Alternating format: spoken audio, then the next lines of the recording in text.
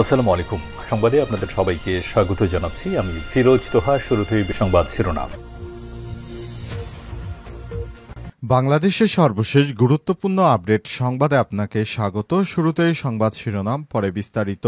প্রথমেই জানাবো আমাদের হাতে থাকা সর্বশেষ গুরুত্বপূর্ণ সবথেকে তাজা আপডেট সংবাদ। বাগেরহাটের সংসদীয় আসন পুনর্বহালের দাবিতে ৪৮ ঘণ্টার হরতাল চলছে। সংসদীয় আসন পুনর্বহালের দাবিতে বাগেরহাটে টানা ৪৮ ঘণ্টার হরতাল কর্মসূচি শুরু হয়েছে। আজ ভোর ৬টা থেকে এই হরতাল কার্যকর হয়, যা বৃহস্পতিবার ১২ সেপ্টেম্বর ভোর ৬টা পর্যন্ত চলবে। এই কর্মসূচি পালন করছে সর্বদলীয় সম্মিলিত কমিটি। এরপর জানাবো, ডাকসু নির্বাচনে বিপুল ভোটে জয়ী হলেন জুলাই আন্দোলনে চোখ হারানো জসিমউদ্দিন। ঢাকা বিশ্ববিদ্যালয় কেন্দ্রীয় ছাত্র সংসদ ডাকসু নির্বাচনে আন্তর্জাতিক সম্পাদক পদে বিপুল ভোটে জয়ী হয়েছেন জুলাই আন্দোলনে চোখ হারানো জসিমউদ্দিন খান। তিনি ইসলামী ছাত্র শিবির সমর্থিত প্যানেল ঐক্যবদ্ধ শিক্ষার্থী জোট থেকে প্রতিদ্বন্দ্বিতা করেন। এদিকে আগামী সপ্তাহে শেখ হাসিনার বিরুদ্ধে সাক্ষ্য দেবেন মাহমুদুর রহমান এবং নাহিদ ইসলাম। জুলাই আগস্টে সংগঠিত মানবতা বিরোধী অপরাধের মামলায় এবার শেখ হাসিনার বিরুদ্ধে আন্তর্জাতিক অপরাধ ট্রাইব্যুনালে সাক্ষ্য দেবেন আমার দেশের সম্পাদক মাহমুদুর রহমান এবং জাতীয় নাগরিক পার্টি এনসিপির আহ্বায়ক নাহিদ ইসলাম। আজ ট্রাইব্যুনাল প্রাঙ্গণে প্রেস ব্রিফিং এই তথ্য জানান প্রসিকিউটর গাজী MH তামিম। এবারে জানাবো, ভিপি পদে যে ৩ প্রার্থী পেলেন মাত্র একটি করে ভোট। ঢাকা বিশ্ববিদ্যালয় কেন্দ্রীয় ছাত্র সংসদ ডাকসু নির্বাচনে ভিপি প্রার্থী সুজন হোসেন, রাকিবুল হাসান এবং রাসেল হক নিজেদের ভোট ছাড়াও আর কারো সমর্থন পাননি। আজ ১০ সেপ্টেম্বর সিনেট ভবনে অনুষ্ঠিত ফল ঘোষণার সময় ডাকসুর প্রধান নির্বাচন কমিশনার অধ্যাপক মোহাম্মদ জসিমউদ্দিন এই তথ্য নিশ্চিত করেছেন। এবং সর্বশেষ জানাবো, ডাকসু নির্বাচন ছাত্রদলকে শুভেচ্ছা জানিয়ে ফেসবুকে স্ট্যাটাস ওসি প্রত্যাহার। ঢাকা বিশ্ববিদ্যালয় কেন্দ্রীয় ছাত্র সংসদ ডাকসু নির্বাচন ঘিরে ছাত্রদলের প্রার্থীদের শুভকামনা জানিয়ে ফেসবুকে স্ট্যাটাস দেয়া ব্রাহ্মণবাড়িয়া সদর মডেল থানার ভারপ্রাপ্ত কর্মকর্তা ওসি মোজাফফর হোসেনকে প্রত্যাহার করা হয়েছে। আজ প্রত্যাহারের বিষয়টি জানান ব্রাহ্মণবাড়িয়া সদর সার্কেলের অতিরিক্ত police super MM Rakibur Reza. প্রিয় দর্শক, এতক্ষণ শুনছিলেন সংবাদ শিরোনাম, এবারে বিস্তারিত। তবে তার আগে বন্ধুরা, অনুরোধ থাকবে এই সংবাদটিতে একটি লাইক দিন। এই চ্যানেলে আপনি নতুন হয়ে থাকলে আমাদের সংবাদটি দেখতে দেখতে চ্যানেলটি সাবস্ক্রাইব করে রাখুন। কমেন্ট করে বন্ধুরা আপনার মূল্যবান মতামত জানিয়ে দিন আপনি বিশ্বের কোন দেশ থেকে বা বাংলাদেশের কোন স্থান থেকে আমাদের সংবাদটি দেখছেন এবং শুনছেন। আর বন্ধুরা, এই সংবাদটি আপনার সোশ্যাল মিডিয়া ফেসবুকে শেয়ার করে বন্ধুদেরও দেখার সুযোগ করে দিন। এবারে বিস্তারিত। বাগেরহাটে সংসদীয় আসন পুনর্বহালের দাবিতে ৪৮ ঘণ্টার হরতাল চলছে।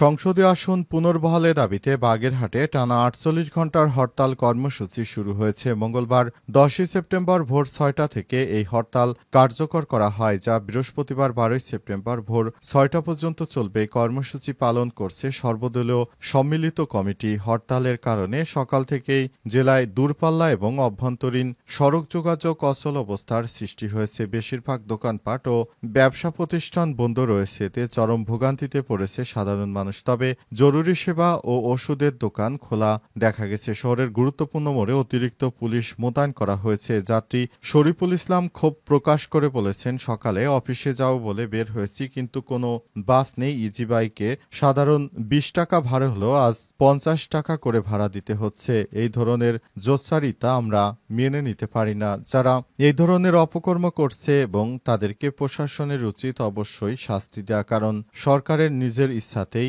এসব আসন বিন্যাস করেছে। সুতরাং এ বিষয়ে আন্দোলন করা একটা বোকামি ব্যাপার, কারণ যার যার জায়গা সেটি সরকারই ভালো মনে করে কোথায় কাকে কিভাবে রাখবে। সরকারের থেকে বেশি বুঝলে এভাবেই দেশের ক্ষতি হবে, কারণ অনেক সংসদীয় আসন সরকারের ইচ্ছাতেই এবং আসন পুনর্বিন্যাস করা হয়েছে, তারা হিসাব কিতাব করেই করেছে। সুতরাং এসব আন্দোলন কোনো মানে হয় না। যারা আন্দোলন করে জনমনে কষ্ট দিচ্ছে তাদের প্রতি আহ্বান জানাই, আপনারা আন্দোলন ও হরতাল পরিহার করুন। এই ধরনের হরতাল দিয়ে দেশের ক্ষতি করবেন না। ডাকসু নির্বাচনে বিপুল ভোটে জয়ী জুলাই আন্দোলনে চোখ হারানো জসিম। ঢাকা বিশ্ববিদ্যালয় কেন্দ্রীয় ছাত্র সংসদ ডাকসু নির্বাচনে আন্তর্জাতিক সম্পাদক পদে বিপুল ভোটে জয়ী হয়েছেন জুলাই আন্দোলনে চোখ হারানো জসিমউদ্দিন খান। তিনি ইসলামী ছাত্র শিবির সমর্থিত প্যানেল ঐক্যবদ্ধ শিক্ষার্থী জোট থেকে প্রতিদ্বন্দ্বিতা করেন। বুধবার 10 সেপ্টেম্বর সকাল 8:30টার দিকে ঢাবির সিনেট ভবনে ডাকসুর প্রধান নির্বাচন কমিশনার অধ্যাপক ড মোহাম্মদ জসিমউদ্দিন ফলাফল ঘোষণা করেন। ঘোষিত ফলাফলের ভিত্তিতে আন্তর্জাতিক সম্পাদক পদে জসিমউদ্দিন খান ৯,৭০৬ ভোট পেয়ে বিজয়ী হয়েছেন। তার নিকটতম প্রতিদ্বন্দ্বী মোহাম্মদ সাকিব পেয়েছেন ৩,৯২২ ভোট। এবারের ডাকসু নির্বাচনে সহসভাপতি, ভিপি, সাধারণ সম্পাদক জিএস ও সহ-সাধারণ সম্পাদক এজিএস পদসহ ২৮টি পদের মধ্যে বেশিরভাগে জয়ী হয়েছে ছাত্র শিবির সমর্থিত ঐক্যবদ্ধ শিক্ষার্থী জোট। এর মধ্যে প্রার্থীরা ১২টি সম্পাদকীয় পদের মধ্যে ৯টিতে তারা জয়ী হয়েছে। বাকি ৩টি পদে স্বতন্ত্র প্রার্থীরা রয়েছে। ডাকসুতে মোট ভোটার ছিলেন ৩৯,৮৭৪ জন। ভোট গ্রহণে মঙ্গলবার ৯ সেপ্টেম্বর সকাল ৮টা থেকে বিকাল ৪টা পর্যন্ত একটানা ভোট গ্রহণ অনুষ্ঠিত হয়। সেই ভোটের মাধ্যমে ডাকসুতে নির্বাচন অনুষ্ঠিত হয়েছে এবং আজ সকালে সেই নির্বাচনের ফলাফল ঘোষণা করা হয়েছে। ফলাফল পেয়ে সবাই অনেক স্বাচ্ছন্দ্য বোধ করছে, কারণ এবারের নির্বাচনে কোনো কারচুপি হয়নি। আগামী সপ্তাহে শেখ হাসিনার বিরুদ্ধে সাক্ষ্য দেবেন মাহমুদুর রহমান এবং নাহিদ ইসলাম। জুলাই আগস্টে সংগঠিত মানবতা বিরোধী অপরাধের মামলায় এবার শেখ হাসিনার বিরুদ্ধে আন্তর্জাতিক অপরাধ ট্রাইব্যুনালে সাক্ষ্য দেবেন আমার দেশের সম্পাদক মাহমুদুর রহমান এবং জাতীয় নাগরিক পার্টি এনসিপির আহ্বায়ক নাহিদ ইসলাম। 10 সেপ্টেম্বর ট্রাইব্যুনাল প্রাঙ্গণে প্রেস ব্রিফিংয়ে তথ্য জানান প্রসিকিউটর গাজী এম.এইচ. তামিম। তিনি বলেন, শেখ হাসিনার মামলায় আজ ঐতিহাসিক প্রেক্ষাপটের সাক্ষী হিসেবে সাক্ষ্য দেওয়ার কথা ছিল মাহমুদুর রহমান ও জুলাই গণঅভ্যুত্থানের নায়ক নাহিদ ইসলামের, কিন্তু ব্যক্তিগত কারণে তারা আসতে না পারায় ট্রাইব্যুনালের কাছে সময় চাওয়া হয়। পরে সময় মঞ্জুর করে নতুন দিন ধার্য করেছে ট্রাইব্যুনাল। ওই দিন 2 জন সাক্ষী নিজেদের সাক্ষ্য উপস্থাপন করতে পারবেন বলে আমরা আশাবাদী। এর আগে গত 9 সেপ্টেম্বর 14তম দিনের মতো মামলায় 6 জন সাক্ষ্য দিয়েছেন। এখন পর্যন্ত 45 জনের সাক্ষ্য গ্রহণ রেকর্ড করেছে ট্রাইব্যুনাল। 8 সেপ্টেম্বর 3 জন সাক্ষ্য দেন। গত 2 সেপ্টেম্বর 36 নম্বর সাক্ষী হিসেবে সাক্ষ্য দিয়েছেন এই মামলার আসামি থেকে রাজসাক্ষী হওয়া সাবেক আইজিপি চৌধুরী আবদুল্লাহ আল মামুন। তার জেরা শেষ হয় 4 সেপ্টেম্বর। শেখ হাসিনা এবং আসাদুজ্জামান খান কামালের নির্দেশে জুলাই আগস্টে গণহত্যা চালানো হয়েছে জানিয়ে তিনি ক্ষমা চেয়েছেন। একই সঙ্গে অজানা অনেক তথ্য ট্রাইব্যুনালের সামনে এসেছে। সাক্ষীদের জবানবন্দিতে গত বছরের জুলাই আগস্টে আন্দোলনে দেশজুড়ে হত্যাযজ্ঞ চালানো বীভৎস বর্ণনা উঠে এসেছে। আর এসবের জন্য দায়ী করে শেখ হাসিনা কামাল সহ জড়িতদের দৃষ্টান্তমূলক শাস্তির দাবি জানিয়েছে তারা।